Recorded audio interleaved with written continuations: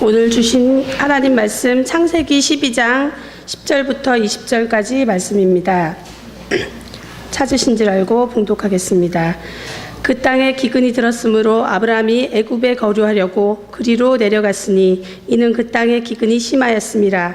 그가 애굽에 가까이 이르렀을 때 그의 아내 사레에게 말하되 내가 알기에 그대는 아리따운 여인이라. 애굽 사람이 그대를 볼 때 이르기를 이는 그가 그의 아내라 하여 나는 죽이고 그대는 살리리니 원하건대 그대는 나의 누이라 하라. 그러면 내가 그대로 말미암아 안전하고 내 목숨이 그대로 말미암아 보존되리라 하리라. 아브라함이 애굽에 이르렀을 때 애굽 사람들이 그 여인이 심히 아리따움을 보았고 바로의 고관들도 그를 보고 바로 앞에서 칭찬함으로 그 여인을 바로의 궁으로 이끌어들인지라. 이에 바로가 그로 말미암아 아브라함을 후대함으로 아브라함이 양과 소와 노비와 암수 나귀와 낙타를 얻었더라. 여호와께서 아브라함의 아내 사레의 일로 바로와 그 집에 큰 재앙을 내리신지라. 바로가 아브라함을 불러서 이르되 내가 어찌하여 나에게 이렇게 행하였느냐. 내가 어찌하여 그를 내 아내라고 내게 말하지 아니하였느냐. 내가 어찌 그를 누이라 하여 내가 그를 데려다가 아내를 삼게 하였느냐.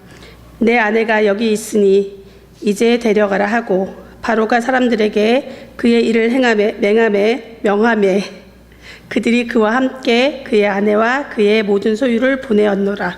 아멘. 어떤 때는 또 이렇게 많이 읽어야 돼요. 사람들이 살다가 어려운 일이 반복되면 또 일이 잘 풀리지 않고 그 기간이 오래되면 우울증에 빠지는 분들이 있습니다. 여러분들은 우울하십니까? 신앙생활 잘 하시는 분 중에서도 저한테 가끔 전화해서 너무 우울하다 그렇게 이야기하시는 분들도 있습니다. 빈센트 폴 목사님이 상담가인데 동기부여라는 책을 쓰셨어요. 그 책에 다 잃어버린 사람과 상담하는 내용이 기록되어 있습니다.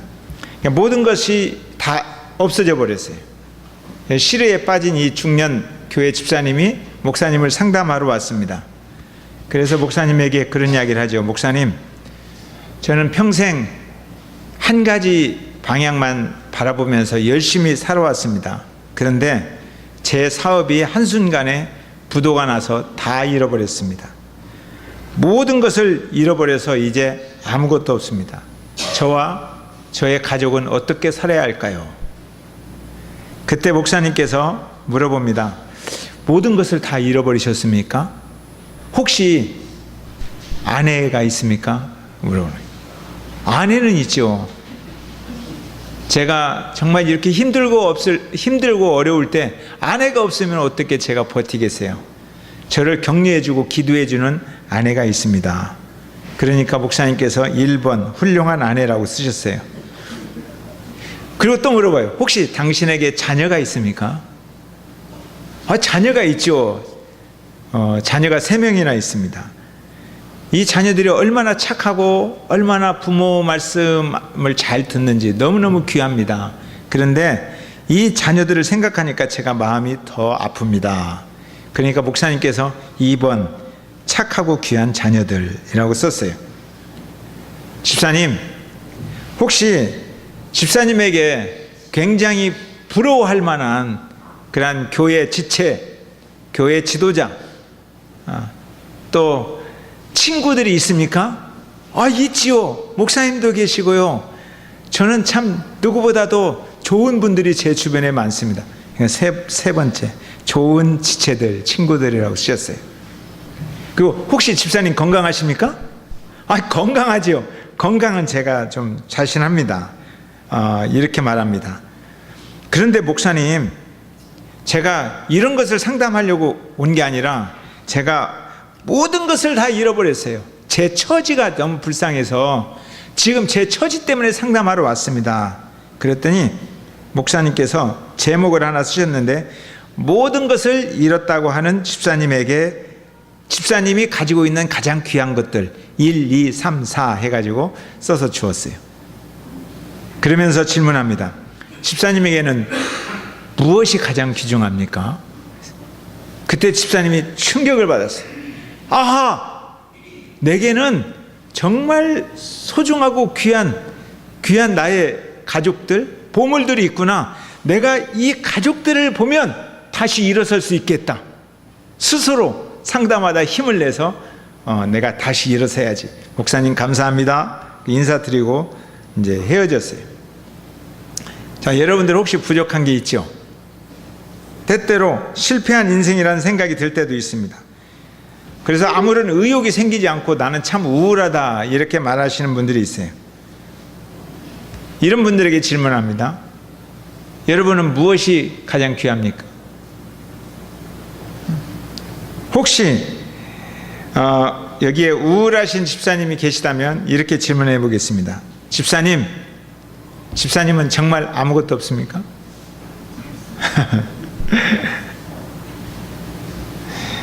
우리들에게 귀한 아내와 남편이 있어요.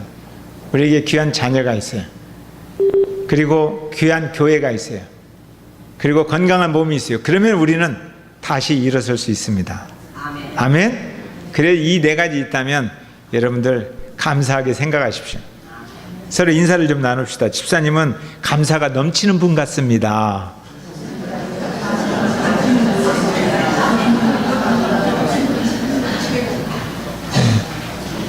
이 네 가지가 있다면 불평, 불만의 그런 이야기들, 남을 해하는 이야기들, 그런 이야기 안 했으면 좋겠어요.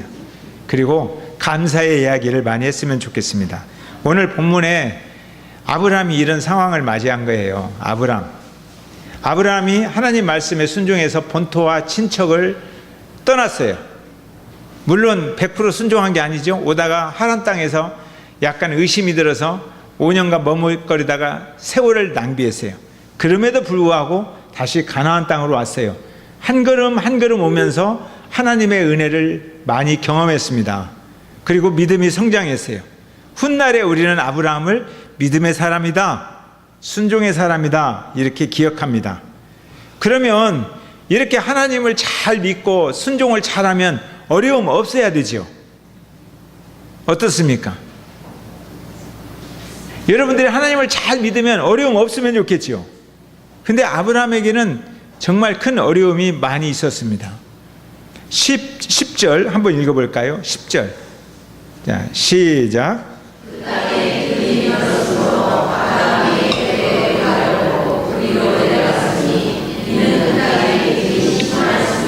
네, 기근이 들었습니다. 기근이 들었다는 말은 내가 먹고 살 것은 있는데 앞으로 더 먹고 살기 위해서 저축도 해야 되고 돈도 벌어야 되니까 근데 지금 굉장히 어렵다 이런 뜻이 아니에요. 기근이 들었다는 것은 당장 먹고 살지 못하겠다, 그런 처지에 지금 내가 빠졌다 이런 뜻이에요. 혹시 여러분들 중에 당장 먹고 살기가 너무너무 힘들다 그런 분들 손 들지 마세요. 있어요. 우리 주변에 정말 그런 분들 있어요. 당장 먹고 살기가 힘든 분도 있지만 그러나 사실은 당장 먹고 살기가 힘든 게 아니라 앞으로 좀 더 저축하며 좀 더 가지고 싶은데 그게 없어서 힘들고 우울증에 빠진 사람이 훨씬 더 많습니다. 그래서 걱정합니다. 그런데 아브라함은 당장 먹고 사는 문제를 해결할 수가 없어서 어려움에 처했습니다. 이것보다 더 큰 어려움이 어디 있겠어요? 제가 이 목사님들을 이렇게 만나면서 목사님들과 상담하다 보면 시골 교회나 작은 교회를 섬기는 분들 중에 이런 분들이 있어요. 당장에 먹고 살기가 힘들어서 일터로 나가서 일하시면서 목회를 해요. 대리운전 밤에 가서 일하시면서 목회를 해요. 그러다가 마음에 이 어려움이 너무나 가슴을 꽉 짓누르면 내가 꼭 이 사역을 해야만 할까? 이런 의심이 들어요. 그래서 우울증에 빠지는 분들도 있어요. 내가 꼭 이런 길을 걸어가야만 할까? 아브라함도 이런 생각했을 거예요. 고향에는 먹을 것도 많잖아요. 메소포타미아 문명의 발상지 얼마나 풍요롭습니까? 세계에서 가장 풍요로운 곳에 살았어요. 그 먹을 곳, 좋은 집 다 있는데 하나님 말씀에 순종해서 지금 가나안 땅에 왔다가 굶어 죽게 생겼어요. 괜히 말씀에 순종해서 내가 여기 왔다가 굶어 죽게 생겼다. 이런 의구심이 들 수도 있는 거예요. 의심. 이때 문제를 어떻게 해야 되는가? 저 아래를 보니까 나일강이 흐르는 곳이 있어요. 그 이집트 문명이 시작되는 거예요. 세계 4대 문명 중에 아브라함은 제일 멋있는 그 메소포타미아 문명지 중심에 있었고, 이제 이집트 문명이 시작되는 그 나일강 보니까 너무너무 좋아요. 차라리 저기 가서 살면 좋겠다. 그래서 내려가는 이야기예요. 자, 11절 한번 읽어볼까요? 11절 시작.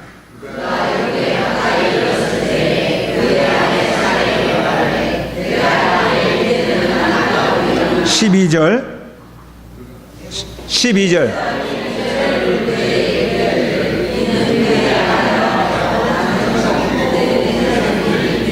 어찌 중언부언합니까? 12절 다시 한번 시작.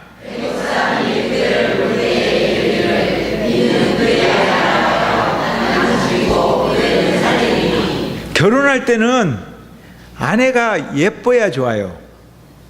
연애할 때는 예쁜 여자하고 예쁜 멋있는 남자하고 이렇게 연애하잖아요. 아내가 너무 아름다운데 이제 애굽으로 내려가려다 보니까 아내가 아름다워서 문제가 생긴 거예요. 아내가 아름다우니까 그 아내를 빼앗기 위해서 자기를 죽일지도 모르겠다라는 위험한 생각, 불안한 생각이 들기 시작한 거예요. 자, 그러면 내가 살아남으려면 어떻게 해야 될까? 내가 남편이라고 안 하고 아내라고 안 하고 그렇게 사는 게 좋겠다, 이런 생각이 든 거예요. 그래서 아내한테 너 내 아내라고 말하지 마, 이렇게 말을 한 겁니다. 이런 남자하고 계속 살아야 될까요? 이런 남자하고 살려면 골치 아픈 거예요. 근데 제가 살다 보니까 저가 여러분보다 훨씬 적게 산 세월일지도 모르겠어요. 그런데 아내하고 사는 것은 아리따운 얼굴 보고 사는 게 아닌 것 같더라고요. 아리따운 마음 보고 살아요. 마음 보고.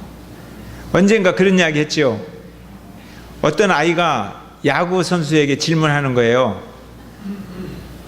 아저씨는 왜 이렇게 얼굴이 못생겼어요? 그러니까 그 야구 선수가 하는 말이, 야, 얼굴로 안 다치냐? 우리가 부부로 살면서 얼굴 보고 삽니까? 사실은 얼굴 보고 사는 것보다는 사랑하는 마음으로 사는 거죠. 사랑하는 마음. 여기에서 이제 애굽으로 내려간다는 말을 우리가 좀 깊이 생각해 봐야 됩니다. 애굽으로 내려간다는 말이 무엇일까요? 현실적인 상황을 선택할 것인가? 믿음으로 선택할 것인가? 이 갈등 속에서 현실적인 상황을 선택한다는 뜻입니다. 불신앙으로 사는 거, 이 세상으로 살 것인가, 믿음으로 하나님 바라보며 살 것인가? 그럴 때 신앙을 선택하지 않고 세상을 바라본다는 뜻입니다. 세상으로 내려가는 거예요. 만일에 아브라함의 마음속에 나는 하나님으로 살리라, 믿음으로 살리라, 이런 마음이 있었으면 하나님께서 가나안 땅 가라고 했잖아요. 이 약속의 땅을 떠났을까요? 안 떠났을까요? 안 떠나죠. 여기에서 힘들어도 나는 안 떠난다. 그리고 하나님의 은혜를 사모할 것이다. 하나님의 축복을 기대할 것이다. 이렇게 살죠. 그런데 아브라함은 아직 믿음이 그렇게 견고하지 못해요. 이제 나중에 이삭을 모리아산에서 제물로 드리려고 결단할 때 이때는 믿음이 견고해졌지만, 그래서 그때는 뭐예요? 준비하시는 하나님으로 살잖아요. 현실적인 판단으로 사는 게 아니라 준비하시는 하나님, 여호와 이레로 사는 거예요. 그러나 아직 여기는 여호와 이레로 살 때가 아직 안 되었어요. 그래서 애굽으로 내려갑니다. 근데 애굽으로 내려가면 당장에 살 것 같지만 더 큰 어려움이 있고, 그것이 바로 실패하는 삶입니다. 애굽 사람들이 점점 애굽에 내려갈수록 야, 저 여자 너무너무 예쁘다, 그런 이야기를 하는 거예요. 아리따다. 그래서 예쁘다는 이야기가 왕궁까지 소문이 난 거예요. 그리고 고관들이 이야기하기를 왕이시여, 후궁으로 저 여자 드렸으면 좋겠습니다. 이런 이야기까지 한 거예요. 그래서 물어보니까 아내 아니라는 거예요. 그러면 내 후궁으로 이렇게 좀 달라고. 그래서 후궁으로 받아들였습니다. 대신에 아브라함에게는 양과 소와 노비와 암수, 나귀와 낙타를 엄청나게 선물로 줘버렸어요. 먹고 사는 문제 해결됐어요, 안 됐어요? 해결됐어요. 먹고 살기 위해서, 먹고 살 수 없어서 애굽에 내려갔는데 먹고 사는 문제가 다 해결되어 버렸습니다. 자, 사례는 후궁이 되었어요. 먹고 사는 문제 해결됐어요, 안 됐어요? 해결되었어요. 이제 먹고 사는 문제 때문에 걱정 안 해도 돼요. 다 해결되었어요. 그런데 기쁨이 있을까요? 평안이 있을까요? 모르겠어요. 평소에 내가 저 원수 같은 아브라함하고 같이 안 살았으면 좋겠다 이런 생각하고 있었으면 해방되었네 그럴지도 모르죠. 그렇지만 마음에 기쁨과 평안이 없어요. 후궁으로 살아가도 약대와 많은 나귀와 노비와 엄청난 돈들이 들어왔어도 아브라함에게도 사라에게도 아무런 기쁨과 평안이 없어요. 이대로 놓으면 집안 망하는 거예요. 먹고 사는 문제는 해결되었는데 집안은 망하는 겁니다. 그런 사람들 많이 보잖아요. 갑자기 먹고 사는 문제가 딱 해결되었는데 집안 망하는 사람들. 하나님께서 개입하지 않으면 망해갈 아브라함의 집이에요. 그래서 하나님이 비상사태를 선언하는 거예요. 비상! 하고 하나님께서 직접 바로 왕을 찾아가는 거예요. 17절 시작. 다시 한번 시작.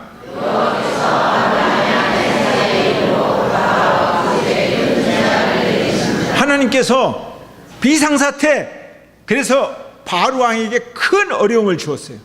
바로 왕이 너무 갑자기 큰 어려움을 겪으면서 원인을 찾아보니까 아이고 이 여자 때문이에요. 이 여자가 알고 보니까 아브라함의 아내요. 남 아내를 빼앗은 거예요. 그래서 아브라함을 불러서 당장에 데려가라. 당장에 데려가라. 자, 18절.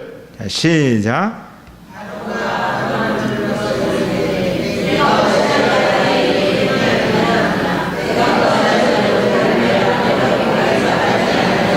예, 하나님께서 긴급하게 개입하셔서 가정이 무너지는 것을 막았어요. 너가 어찌하여 속여서 네 아내라고 말했으면 내가 안 그랬을 텐데, 혹시 모르죠. 아내라고 했으면 아브라함 죽이고 찾아갔을지도 모르지만 하여튼 지금 상태는 네 아내라고 했으면 내가 이렇게 죄를 짓지 않을 텐데 나 죽이려고 네가 왜 거짓말하냐. 이런 이야기를 하죠. 만일에 아브라함과 사레에게 하나님이 개입하지 않았다면 어떻게 되었을까요? 아브라함은 먹고 살 일이 걱정이 없을 거예요. 엄청나게 많이 생겼잖아요. 이 재물 때문에 나중에 롯하고 싸웁니다. 너무 많아서. 그리고 이 재물 때문에 하갈이라는 여자를 얻게 됩니다. 이 노비로 그때 준 사람이 하갈이에요. 그러니까 엄청난 재물들이 많아졌어요. 그런데 평생 잘 먹고 잘 살면서 죄책감으로 살까요? 아니면 행복하게 살까요? 죄책감으로 살 것입니다. 아내를 빼앗겨버린 이 무능력한 자신에 대해서 자신을 욕하면서 학대하면서 살지도 모릅니다.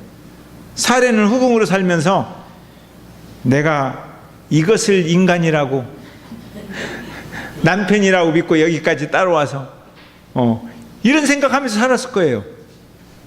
그러다가 때때로 옛날에 그리웠던 연애했던 생각해보면서 그리움으로 밤을 새면서 원망하면서 인생을 그렇게 살았을지도 모릅니다. 자, 이렇게 큰 어려움이 다가왔을 때 현실적인 상황을 보고 결정하는 것을 자기 중심적인 사고다 이렇게 말하는 거예요. 인본주의적인 결정이다 이렇게 말하는 거예요. 하나님의 말씀을 따라 약속의 말씀을 붙들고 지금 어려워도 하나님을 바라보면서 선택하는 것, 이것은 신본주의적인 하나님 중심의 선택이다 이렇게 말하는 거예요. 그리고 선택은 우리가 하는 거고 그 책임과 축복은 우리가 갖는 거예요. 여러분들이 자유롭게 선택할 수 있어요. 그래서 어떤 선택을 했느냐에 따라서 그 선택에 대한 책임을 져야 되고, 어떤 선택을 했느냐에 따라서 잃어버린 축복에 대해서 할 말이 없는 거예요. 저는 어려움이 올 때 성경에 이 어려움을 겪는 사람들의 그러한 상황과 또한 제가 살아온 삶의 경험에 비추어서 보면 두 가지 이유가 있다고 생각을 합니다. 첫 번째는 어려움을 통해서 변하지 않는, 아직 하나님을 모르는, 아직도 고집투성인 나의 자아를 깨뜨리시기 위한 하나님의 계획이 있어요. 인간에게 있어서 가장 힘든 일 중에 하나가 뭔지 아세요? 자기 생각을 깨뜨리는 거예요. 자기의 고정관념을 깨뜨리는 거예요. 선입견을 깨뜨리는 거예요. 자아를 깨뜨리는 것이 정말 어려운 일입니다. 그래서 내 생각에는 이 내 생각을 깨뜨리는 것이 정말 어려운 거예요. 예수님께서 제자를 부르실 때에 제자들에게 아주 중요한 조건 하나를 말씀하셨어요. 아무든지 나를 따라오려거든 자기를 부인하고 자기 생각을 깨뜨리고, 이런 뜻이에요. 자기의 고집을 꺾어버리고 그리고 자기 십자가를 지고 나를 좇을 것이니라, 이렇게 말씀하셨어요. 자아가 강한 사람은 주님의 일을 하기가 어렵습니다. 자기 생각과 부딪힐 때마다 고민하고 떠날 거예요. 자기 고집이 센 사람은 결단코 주님의 일을 감당할 수가 없습니다. 저에게 찾아온 어려움도, 이 암도 저는 그렇게 생각해요. 저를 깨트리는 하나님의 계획이었다. 다른 사람들이 저를 어떻게 칭찬할지 모르지만 저에게는 변하지 않는 고집투성인 어떤 자아, 하나님의 사명을 감당하기에 부적합한 나의 모습들, 이런 것들을 하나님께서 깨뜨리실 계획을 가지고 저에게 이런 어려움을 주었다 생각을 합니다. 그래서 이런 어려움이 왔을 때 피해가지 않습니다. 피해가면 반드시 더 큰 어려움을 맞닥뜨리게 됩니다. 이런 어려움이 왔을 때 이 어려움을 통해서 나를 깨뜨리는 거예요. 그리고 사명을 새롭게 하는 일로 변화되어야 되는 거예요. 사명을 새롭게 해야지. 그런데 어려움은 건강만의 문제로 오는 건 아니잖아요. 여러분들이 사업하다가 사업의 어려움이 올 수도 있습니다. 어떤 사람은 부부관계의 어려움으로 굉장히 긴장관계에 초래할 수도 있습니다. 어떤 사람은 인간관계에 이런 큰 어려움을 겪으면서 어떻게 할 바를 모를 때가 있습니다. 그런데 이 어려움이 올 때 우리는 생각해야 돼요. 나를 깨뜨리시고 단련하실 하나님의 계획이구나. 그래서 나를 변화시킬 기회를 삼으면 고난이 내게 유익하였다, 이렇게 우리는 말할 수 있는 것입니다. 또 하나 이유가 있어요. 아브라함에게 하나님께서는 복을 주기 위해서 지금 데리고 왔잖아요. 근데 아브라함에게 복을 주기 위한 가장 빠른 길이 이 어려움이다, 이거예요.